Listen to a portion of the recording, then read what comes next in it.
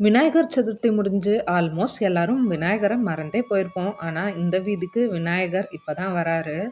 Thursday அன்னைக்கு எல்லாம் ready பண்ணிட்டு இருந்தாங்க. ஃப்ரைடே, சாட்டர்டே, சண்டே 3 நாள் விநாயகர் நம்ம வீதியில வச்சிருப்பாங்க. விநாயகர் சதுர்த்திக்கு வீட்ல சாமி கும்பிட்டதுலேருந்தே பாப்பா நம்ம வீதிக்கு எப்ப விநாயகர் வருவாங்கன்னு டெய்லியும் கேட்டுக்கிட்டே இருப்பா. ஒவ்வொரு வீதியில ஒவ்வொரு டைம் வச்சிருப்பாங்க. எங்கெல்லாம் பார்க்குறாளோ அங்கெல்லாம் கூட்டிட்டு போ சொல்லி கேட்பா. விநாயகருக்கும் அவளுக்கும் அப்படி ஒரு பாண்டிங் இருக்கு.